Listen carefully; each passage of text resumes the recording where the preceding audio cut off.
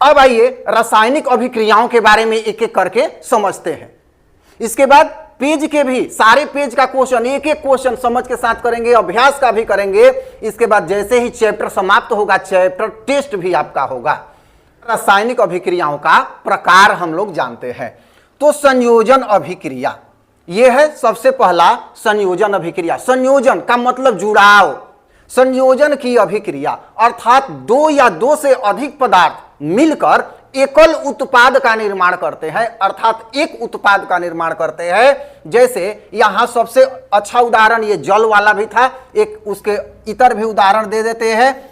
C+O2 arrow CO2 carbon dioxide, carbon plus oxygen gas arrow carbon dioxide. ये क्या है? संयोजन की अभिक्रिया। यहां कार्बन और ऑक्सीजन मिलकर संयोग करके क्या बना दिया? कार्बन डाइऑक्साइड बना दिया। या एक और अभिक्रिया हो सकती है Mg+O2 एरो MgO। यहां संतुलित करेंगे 2, यहां संतुलित करेंगे 2। तो यह है क्या? संयोजन की अभिक्रिया। लिखने के चक्कर में नहीं पढ़ना है, समझना है। इसका नोट्स अवेलेबल है, आप कहेंगे तो आपको ये नोट्स मिल जाएगा। तो ये हो गया। अब यहां हमने संयोजन के साथ ऊष्माक्षेपी अभिक्रिया को भी लगा दिया है, क्योंकि प्रायः सभी संयोजन की अभिक्रियाएं ऊष्माक्षेपी की अभिक्रिया ही होती है। कई बार प्रश्न परीक्षा में पूछा गया है कि दोनों में क्या संबंध है। तो प्रायः संयोजन की अभिक्रिया ऊष्माक्षेपी है। ऊष्माक्षेपी वह अभिक्रिया है जिसमें ऊष्मा का निष्कासन होता है।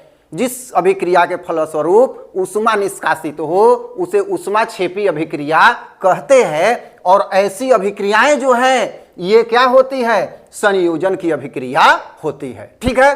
तो संयोजन और ऊष्माक्षेपी ये दोनों आ गया। यहां देखिए, इसको समझिए। ये है कार्बन अर्थात कोयला, ये है ऑक्सीजन अर्थात हवा। मतलब ऑक्सीजन O2 हवा को, जैसे ही एनसीईआरटी में हवा की बात आए तो ऑक्सीजन ही समझना है। ये जितने भी आपको उदाहरण दिए जाएंगे सभी एनसीईआरटी बुक बेस्ड होंगे, कोई भी अलग किताब से नहीं होगा। और जो बुक में डाटा होगा वही यहाँ पर प्रोवाइड कराया जाएगा, वही यहाँ पर कहा जाएगा। तो ये जब जलन दहन की क्रिया जब होती है, जलाया जाता है किसको? कोयला को हवा में, तो कार्बन डाइऑक्साइड गैस बनता है। तो जलने का मतलब क्या होगा? जलेगा और इसके साथ साथ क्या? ऊष्मा भी निकलेगा। ऊष्मा भी, ये जो त्रिभुज का निशान कहीं कहीं मिलेगा, एनसीईआरटी में नहीं होता है, तो ये ऊष्मा को दिखाता है, दर्शाता है। तो इस तरह से ये दोनों क्लियर हो गया। अब आइए चलते हैं वियोजन की अभिक्रिया। वियोजन संयोजन के ठीक विपरीत है वियोजन। वियोजन में क्या है कि एकल अभिकर्मक टूटकर एक से अधिक उत्पाद का निर्माण करता है। इसमें क्या था कि एक से अधिक अभिकारक मिलकर एकल उत्पाद निर्माण करते थे, और ये उसके विपरीत है। वियोजन में क्या होगा कि एकल अभिकर्मक टूटकर एक से अधिक उत्पाद अर्थात प्रतिफल का निर्माण करेगा। ये आइए एक उदाहरण यहां पर देखते हैं। CaCO3 कैल्शियम कार्बोनेट, इसको जब गर्म किया जाता है, ऊष्मा जब दी जाती है इस पर, तो क्या बना देता है? CaO plus CO2 carbon dioxide, ये कैल्शियम ऑक्साइड चूना, कली चूना। तो ये होता है, ये टूट गया 2 गो में, तो क्या हो गया? ये इसको बोलते हैं क्या? इसको क्या बोलते हैं हम लोग? तो अभिकर्मक।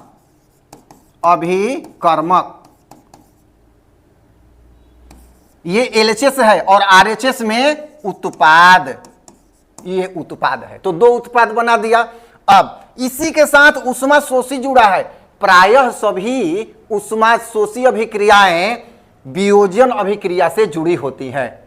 क्या है? वियोजन कहने का अभिप्राय ऊष्मा शोषी, प्रायः सभी नहीं लेकिन अधिकांश वियोजन अभिक्रिया ऊष्मा शोषी अभिक्रिया होती है। इसमें क्या होता है? ऊष्मा का अवशोषण होता है। मतलब कैल्शियम कार्बोनेट को गर्म किया गया, ऊष्मा दी गई, उसको दी गई, यहां क्या हुआ? ली गई। यहां पर क्या हुआ? ऊष्मा निकला। जब इसको साथ में रखा गया तो ऊष्मा निकला। इसमें क्या हुआ? इसको ऊष्मा दी गई जब, तो ये टूट गया 2 उत्पाद में। तो ये एक से अधिक उत्पाद हुआ। तो इस तरह से वियोजन अभिक्रिया और ऊष्माशोषी अभिक्रिया, ये जो उदाहरण है, ये छोटे छोटे उदाहरण आप याद रखेंगे तो एग्जाम में आसानी से लिख पाएंगे, और ये सभी उदाहरण एनसीईआरटी बुक में दिए गए हैं। आइए अगला देखते हैं।